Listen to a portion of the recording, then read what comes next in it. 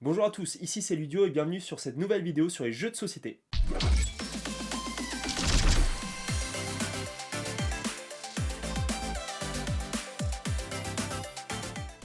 Et oui, bienvenue, je suis désolé, ça fait un moment que j'ai pas sorti de nouvelle vidéo. J'avais quelques petits soucis déjà avec mon PC et un gros souci de temps aussi pour tourner et faire le montage des vidéos, ça prend énormément de temps.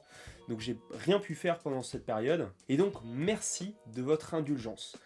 Merci aussi pour ceux qui ont regardé les 3 vidéos que j'ai sorties sur Root, donc les 3 premières et donc c'est les 3 dernières vidéos puisque j'en ai pas sorti entre temps. Et donc aujourd'hui on va parler d'un jeu qui se joue à 2 joueurs. Donc les règles sont beaucoup plus simples que Root et du coup ça va se faire qu'en une vidéo, d'ailleurs assez courte je pense aussi, parce que les règles ne sont pas très compliquées. Et donc on va parler de Jekyll vs Hyde. Donc Jekyll vs Hyde, c'est un jeu qui se joue à 2 joueurs pour des parties d'environ 20 à 30 minutes, donc c'est pas grand chose en temps. Et c'est un jeu de pli.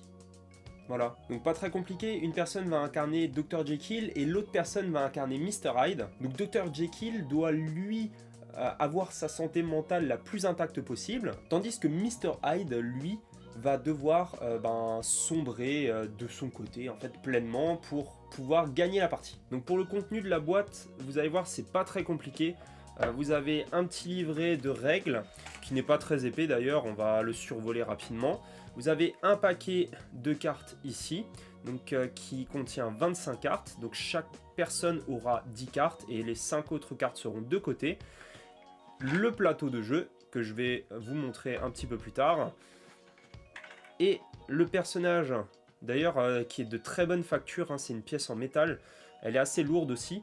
Donc on va retrouver le Dr Jekyll ou Mr Hyde. Donc on voit hein, les deux facettes, c'est très bien fait. Et 3 jetons dont je vais vous parler très rapidement. Donc voilà pour le contenu de la boîte. En ce qui concerne les cartes, vous avez 3 types de cartes, hein, enfin 3 couleurs.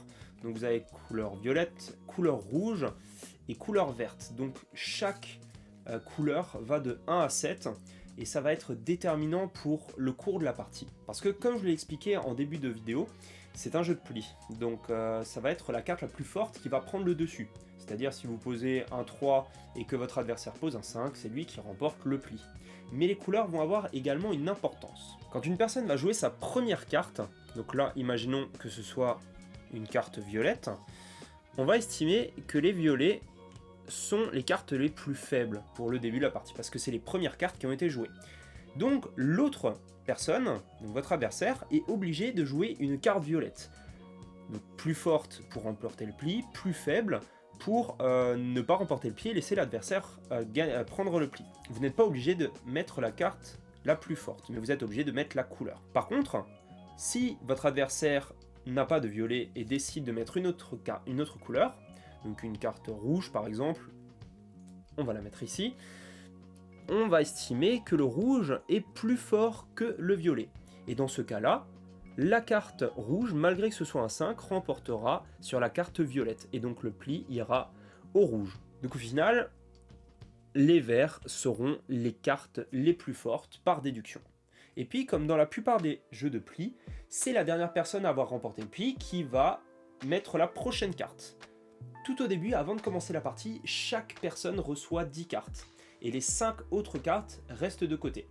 Une fois que vous avez vos 10 cartes en main, vous allez devoir vous en échanger une. Ça, c'est la première partie, parce que ça se passera en 3 parties. À la deuxième partie, une fois que chacun aura épuisé ses 10 cartes, donc il y aura une nouvelle manche.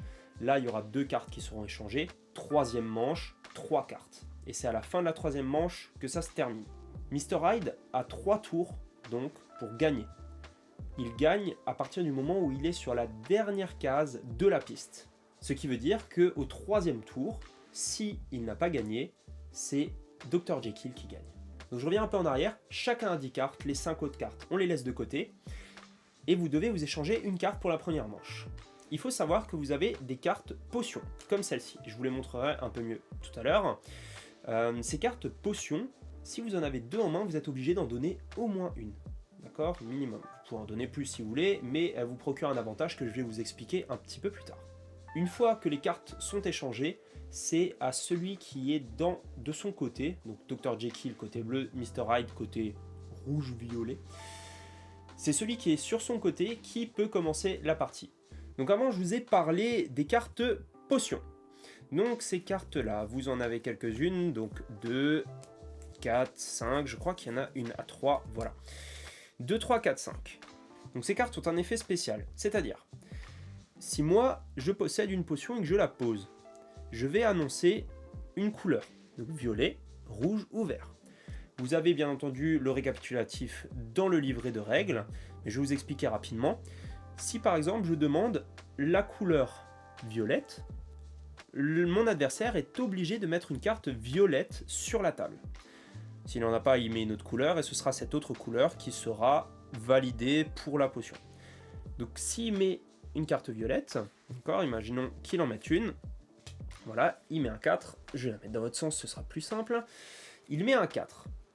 Qu'est-ce qui se passe? Donc, moi, je vais récupérer 2 cartes, donc c'est-à-dire un pli, parce qu'un pli, c'est 2 cartes à chaque fois, chez mon adversaire, ce qui me permettra d'avoir un pli de gagner.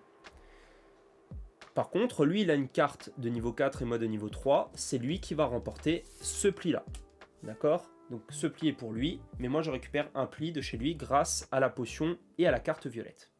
Si j'avais demandé du rouge, on aurait réinitialisé l'ordre des cartes, donc c'est-à-dire on n'a plus aucun ordre, plus aucune puissance de carte. C'est comme au début, la première couleur qui sera jouée, voilà, imaginons vert, c'est le vert qui sera le plus faible, etc. Donc, je vous parle de la troisième couleur, je repose toujours ma carte potion et je demande du vert cette fois-ci. Donc, mon adversaire est obligé de poser du vert. À ce moment-là, on sera obligé de s'échanger 2 cartes de notre choix, de notre main. S'il nous reste une carte, bien entendu, ce sera qu'une carte. Et à ce moment-là, comme avant, il prend le pli parce que lui, il a une carte niveau 5 et moi niveau 3. Donc, c'est lui qui gagne ce pli. Si il met, admettons, une autre carte potion, il n'y a aucune couleur qui est validée, donc les 2 potions s'annulent. Par contre, valeur de 5, valeur de 3, il prend le pli. Donc il faut bien retenir que c'est toujours la carte la plus haute qui remporte le pli, et sinon c'est la carte de la couleur la plus élevée. Donc je vous ai expliqué les règles principales. Mais vous allez me dire, comment on gagne? Eh bien c'est très simple, Mr. Hyde doit lui aller tout au bout de la piste. Et Dr. Jekyll donc garder sa santé mentale au plus haut. Du moins, elle ne doit pas arriver jusqu'au bout de la piste. Et donc la manière pour le Dr. Jekyll d'avancer, ce sera en fonction de l'écart de pli de chacun. Je m'explique. Imaginons que moi je représente Mr. Hyde et que mon adversaire représente le Dr. Jekyll. Mon adversaire a donc remporté 7 plis. Ne faites pas attention aux couleurs des cartes, hein, je les ai vraiment mises au hasard, donc il n'y a aucune valeur précise où il aurait pu gagner les plis. Mais là, c'est pour vous montrer qu'il a gagné 7 plis, et moi, j'en ai gagné 3. Dans ce cas-là, enfin dans tous les cas, à la fin d'une manche, quand on n'a plus de cartes en main, vous allez me dire, mon adversaire a remporté plus de plis que moi, donc il a gagné la manche. Eh ben non. À la fin d'une manche, à chaque fois, vous allez faire la soustraction du plus grand nombre de plis avec le plus faible. C'est-à-dire 7 moins 3. On arrive à un résultat de 4. Moi, je vais avancer de 3 cases. C'est comme ça qu'on fait évoluer le pion sur la piste Dr. Jekyll et Mr. Hyde. On peut constater donc que Dr. Jekyll est encore dans la partie bleue, donc c'est lui qui va commencer la seconde manche, et ainsi de suite jusqu'à la fin de la troisième manche. Si à la fin de la troisième manche, Mr. Hyde se situe ici, il a gagné. Si il se situe ici, par exemple, Dr. Jekyll a gagné. Ce qui est donc très compliqué pour Mr. Hyde de gagner, parce qu'il doit toujours surveiller l'écart des cartes. C'est-à-dire, si chacun remporte 5 plis, 5 moins 5 égale 0, il avance d'absolument rien du tout sur la piste. Et voilà, j'en ai terminé pour les règles du jeu. Vous avez vu, c'est pas très compliqué, c'est un jeu que j'adore parce qu'il se joue très rapidement. Les jeux de plis, c'est très facile à assimiler, les règles sont très simples. J'ai beaucoup de jeux à 2 joueurs, donc si vous voulez que je vous fasse d'autres vidéos, n'hésitez pas à le mettre dans les commentaires. N'hésitez pas à aimer la vidéo et vous abonner à ma page également.